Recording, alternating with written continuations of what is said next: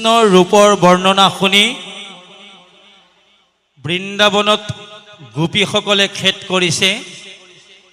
ইগৰাকী গোপীয়ে সিগৰাকী গোপীক কৈছে, হে গোপীসকল, তুমি আমি আদি মনুষ্য দেহধাৰী জীৱই, এই জীৱয়েও কৃষ্ণৰ প্ৰেমত পৰাটো একো ডাঙৰ কথা নহয়। আমি পৃথিৱীতে কৃষ্ণ আছে আৰু সেই বৃন্দাবনতে আমি কৃষ্ণক দেখিছোঁ, লগ পাইছোঁ আৰু তেওঁৰ মহিমা কীৰ্তন আমি কৰিছোঁ।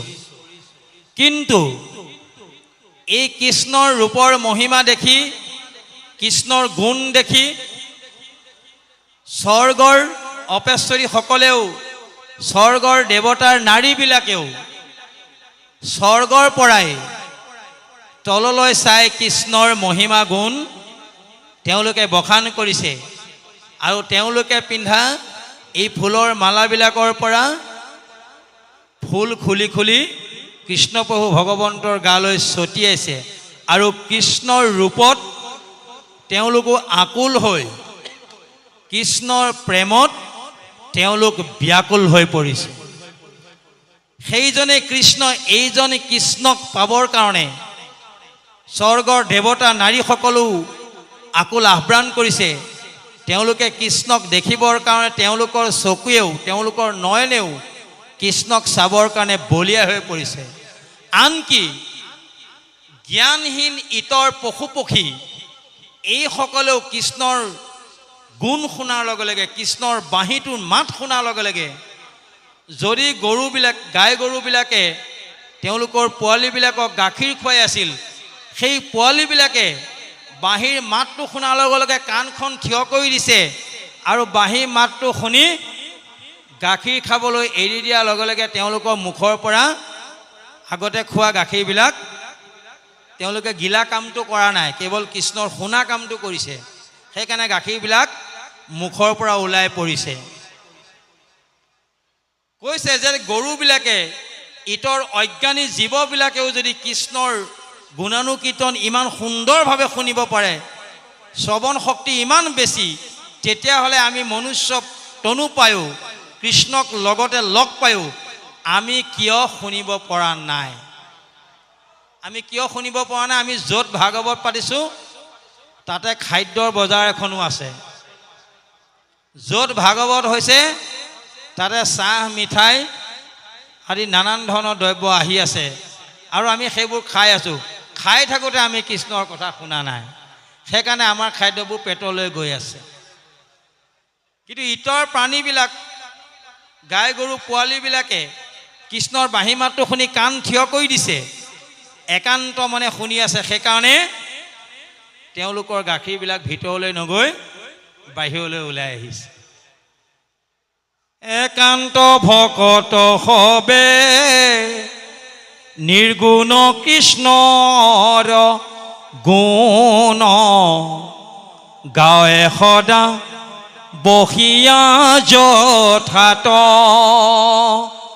যত তীৰ্থ স্নান দান দেৱ প্ৰীতি যজ্ঞ যাগ, যোগাদিৰ ফলক পায়, হৰাম যোগাদিৰ ফলক পায়। হয়নে?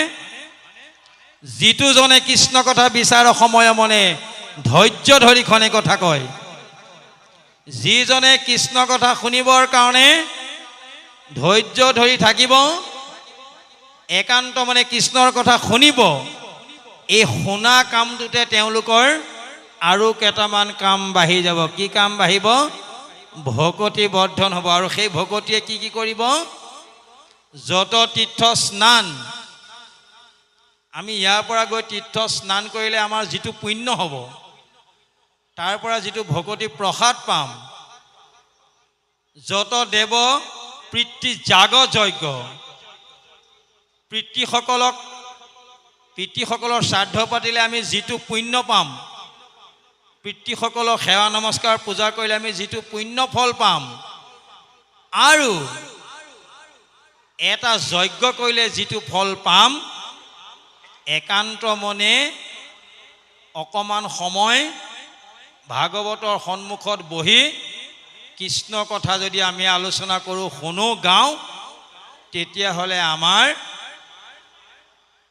পিতৃ শ্ৰাদ্ধ ইয়াতেই পাতিব পাৰিম, দেৱতাৰ কৰ্ম ইয়াতেই কৰিব পাৰিম, তীৰ্থলৈ যোৱা কামটো ইয়াতেই সম্পূৰ্ণ হৈ যাব। কিহৰ দ্বাৰা?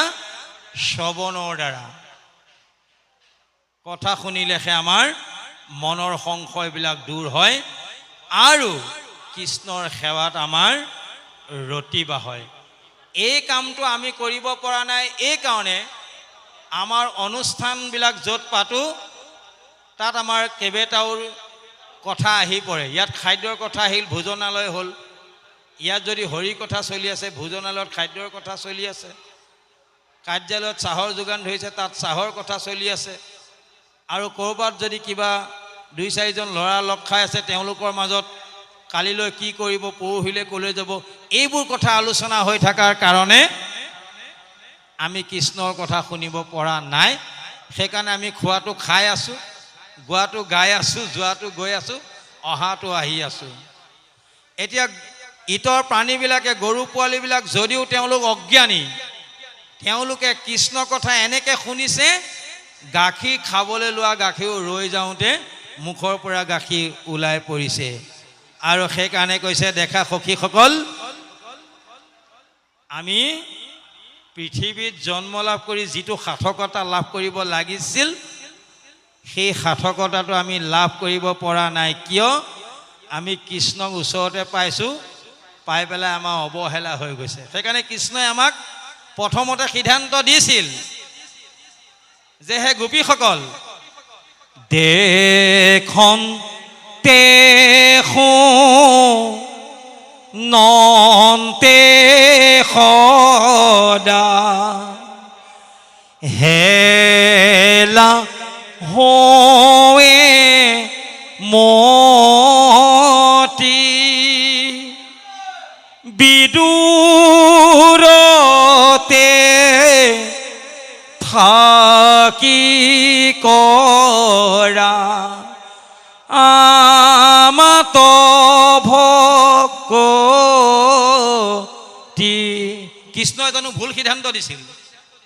কৃষ্ণই কেতিয়াও কাকো ভুল সিদ্ধান্ত নিদিয়ে। হে গোপীসকল, তোমালোকে যদি মোৰ বাঁহীৰ মাতটো শুনি বলিয়া হৈ বাঁহীৰ মাতটো শুনিবলৈ আহিছিলা, তেতিয়াহ'লে তোমালোকে বাঁহীৰ মাতটো ইতিমধ্যে শুনি পালা। আৰু তোমালোকে যদি বিকশিত বৃন্দাবনখন চাম বুলি আহিছিলা, তেতিয়াহ'লে মোৰ এই বিকশিত বৃন্দাবনখন তোমালোকে ইতিমধ্যে দেখিলা। এতিয়া তোমালোকৰ এটাই কাম, তোমালোকে মোৰ ওচৰৰ পৰা তোমালোকৰ নিজৰ নিজৰ ঘৰলৈ গুচি যোৱা। কিয়? সদায় দেখিলে শুনিলে কি হয়? মতিটো হেলা হয়। আমি ভাগৱত সদায় পাতি আছোঁ কাৰণে, শুনি আছোঁ কাৰণে ইয়াৰ প্ৰতি আমাৰ অৱহেলা আহিছে। সেইকাৰণে আমাৰ কথাবিলাক শুনি কাণলৈ প্ৰৱেশ হোৱা নাই। সেইকাৰণে কৃষ্ণই সিদ্ধান্ত দিছে, বিদূৰত থাকি কৰা আমাকো ভকতি। তোমালোকে দূৰতে থাকা, ঘৰতে থাকা, ইয়ালৈ আহিব নালাগে, কিন্তু একান্ত মনে ইয়াত কি হৈছে সেই কথাটো ঘৰতে শুনি থকা। আহি পেলাই দেখিলা, দেখি পেলাই মুখটো ভাগিল, অ' এইজনে কৃষ্ণ, হয়নে নহয় বাৰু? আজি দূৰৰ পৰা গায়ক এজন মাতি আনো, 2টা গান গোৱাৰ পিছত অ' এইজনে গায়ক। 2টা গান গোৱাৰ পিছত আপুনি দেখিব দৰ্শক নাই। কিন্তু 3 মাহৰ আগৰ পৰা কিমান যোগাৰ, গায়ক আহিব, আদৰি আনিম, ইমান টকা দিব লাগিব, ইমান টকা নিব, যেতিয়া ভাল গাব, আমি খুব কষ্ট কৰিছোঁ, তেওঁক আমি সম্ভাষণ জনাবই লাগিব। গায়ক আহিল, মঞ্চত উঠিল, উঠাৰ লগে লগে এটা গানতে যদি মাতটো ভাগিল, অ' এইজনেই গায়ক, ইয়াৰ কাৰণে ইমান টকা খৰচ কৰিলোঁ, সকলো শেষ। সেইকাৰণে হে গোপীসকল, ইমানখিনি নহওঁতেই ঘৰলৈ যোৱাগে, যোৱা, বিদূৰতে থাকি কৰা আমাকো ভকতি, হয়নে বাৰু? গতিকে কৃষ্ণই আমাক ভাল সিদ্ধান্ত দিছিল, আমি কিন্তু সিদ্ধান্তটো ল'ব নোৱাৰিলোঁ। আমি মিছা মাতিলোঁ। কি মাতিলোঁ? কোন সতে যাইব প্ৰভু তোমাক এৰিয়া তুমি তৰ আমি লতা থাকিব বেৰিয়া বেষ্ট ঠিক তেন্তে হে গোপী হব তোৰা হব আমাৰ পৰম ভকত উত্তহ দুখ চূৰ্য হামু পৰম ক্ৰিয়া কৌতুকে কৰব উত্তহ এই বুলি কৈ তেওঁলোকৰ লগত নৃত্য গীত কৰা অকণমান পিছতে কি হ'ল ইজনীয়ে ভাবিলে কৃষ্ণই মোক বেছি ভাল পায় এওঁ মোৰেই হৈ গ'ল এতিয়া তোমাৰ মোৰ আহি গ'ল মানে আপোন পৰ ভাৱ আহি গ'ল কৃষ্ণই মোক বেছি ভাল পায় সিজনীয়ে বোলে মোক বেছি ভাল পায় ইজনীয়ে বোলে মোক বেছি ভাল পায় তেতিয়াহ'লে কৃষ্ণই কাক বেছি ভাল পায় তাৰমানে আমি জানিলোঁ কৃষ্ণই মোক ভাল পায় তাক ভাল পায় তেওঁক ভাল পায় আচলতে কৃষ্ণই চবকে ভাল পায় আমি সেই কথাটো উপলব্ধি কৰিব নোৱাৰাৰ কাৰণে মই মোৰ ভাৱটো লৈ থকাৰ কাৰণে মোহ আহিল মোৰ বুলি কোৱাৰ লগে লগে কৃষ্ণৰ প্ৰতি মোৰ মোহ আহিল মোহ অহাৰ লগে লগে মই কৃষ্ণক ভাগ কৰি দিব নোৱাৰোঁ কৃষ্ণ কেৱল মোৰ হৈ থাকক হয়নে নহয় বাৰু তাৰপিছত কৃষ্ণই কি কৰিলে বাৰু চাওঁচোন এওঁলোকে মোক সঁচাকৈয়ে ভাল পাইছে নে মিছাকৈয়ে ভাল পাইছে এই বুলি কৃষ্ণই অকণমান সময়ৰ কাৰণে বৃন্দাবনৰ পৰা নাইকিয়া হৈ গ'ল আমি যদি আমাৰ মোৰ বুলি অহংকাৰ ভাৱেৰে কৃষ্ণ প্ৰভু ভগৱন্তক সেৱা পূজা নমস্কাৰ কৰিছোঁ কেতিয়াবা দেখিব এই নামঘৰটো ইয়াৰ পৰা নাইকিয়া হৈ যাব কাৰণ ইয়াত যদি আমাৰ মোৰ বুলি আহে তেতিয়াহ'লে ইয়াত আমি কোনে বনাইছিলোঁ প্ৰথমতে বোলে আমুক খেলটোৱে বনাইছিল তেতিয়াহ'লে এইটো খেল ইয়াত আহিব নোৱাৰে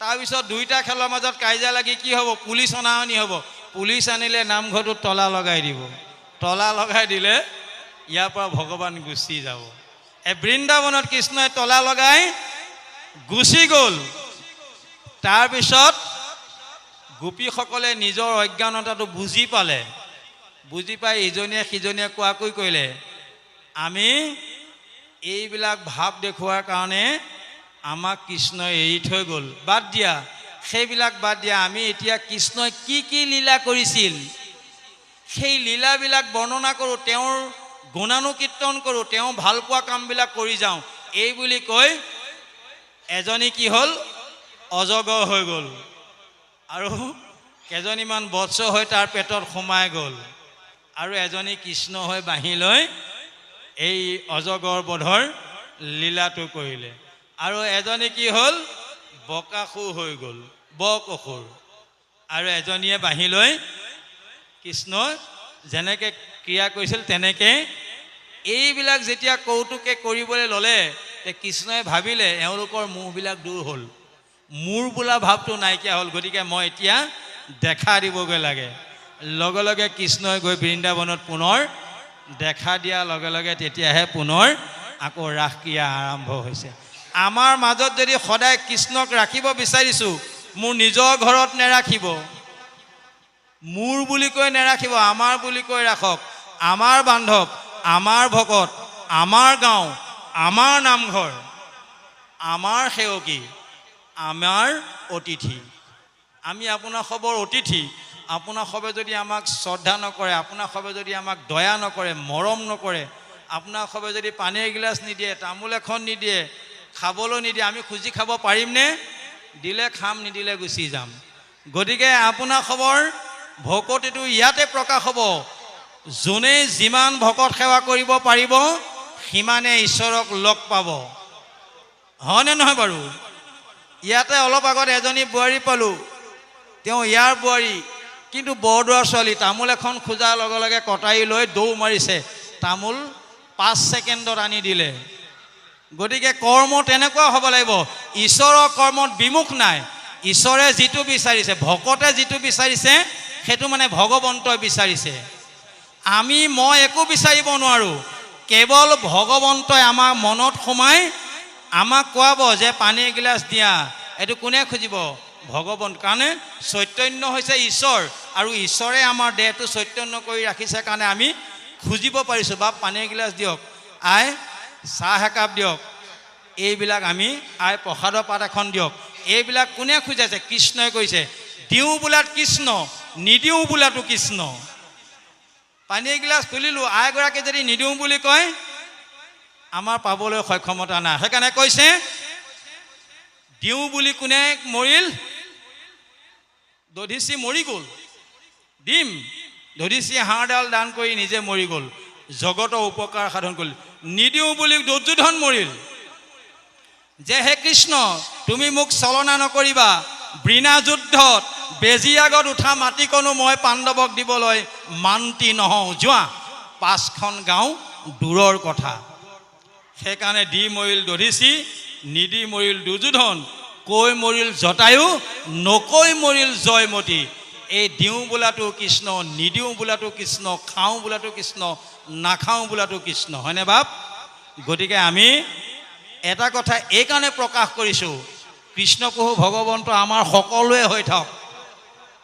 অকলে মোৰ হৈ থাকিব নালাগে, অকলে ইজনৰ হৈ থাকিব নালাগে। সমাজ এখন পাতিছোঁ যেতিয়া, এই বৃন্দাবনত কৃষ্ণ কেৱল ৰাধাৰ নহয়, কৃষ্ণ কেৱল তুলসী নহয়, কৃষ্ণ কেৱল সকলো গোপীৰ কাৰণে হ'ব।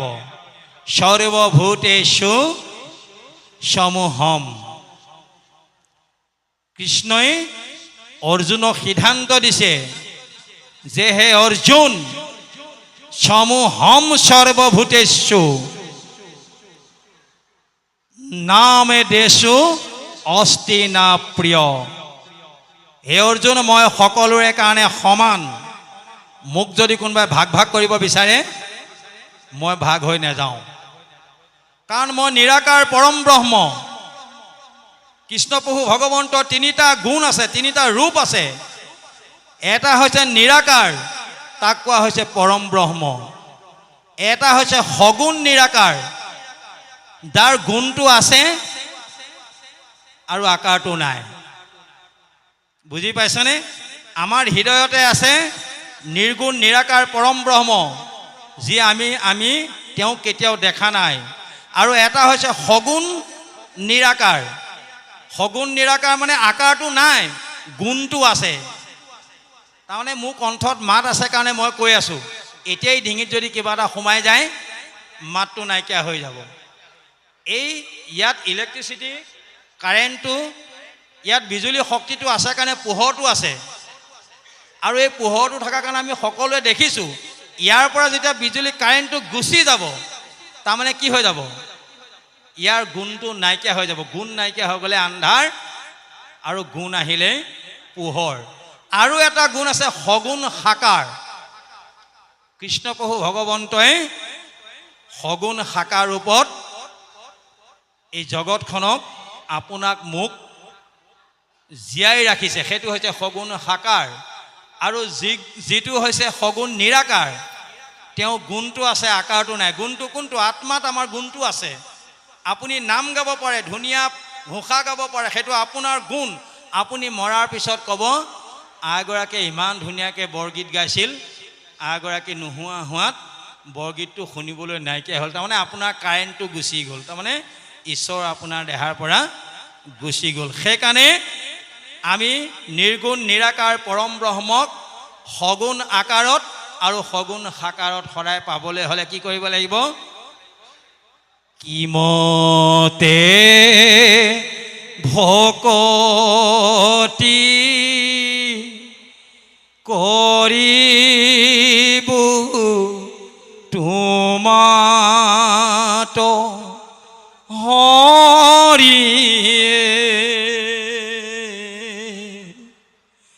মই মোৰ সমতি নাজানো,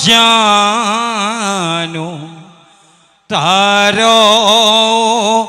পাই ৰাম মহাবলৱন্ত দুৰ্ব বাসনা ঘোৰ হৰিয়ে আমাৰ মনকতে জিয়া দূৰন যায় ৰাম ৰাম। হে প্ৰভু, তুমি যেন সগুণ শাখাৰ ৰূপত আমাৰ হৃদয়ত সদায় থাকা, আমাৰ মনটো এৰি তুমি কোনোদিন নাযাবা। আমাক সদায় তোমাৰ দৰ্শনৰ প্ৰয়োজন প্ৰভু, আমি যেন সদায় তোমাৰ দৰ্শন পাই থাকোঁ। আজি আপোনাৰ খবৰ এই বৰাইডিঙিয়াৰ ৰাইজৰ একান্ত সহযোগত আমাৰো কৃপা হ'ল আপোনাৰ সব সন্ত মহন্তক দেখা পোৱা, যাতে প্ৰভু ভগৱন্তই এই দৰ্শনটো সদা সৰ্বদা যাতে আমি আপোনাৰ খবৰ দৰ্শন পাই থাকোঁ, তাৰ বাবে আজিলৈ আমাৰ ব্যাখ্যা অনুষ্ঠান সামৰি অহা কালিলৈকো আপোনাৰ খবক দৰ্শন পোৱাৰ আশা ৰাখিলোঁ। কৃষ্ণ ও হৰি ও ৰাম।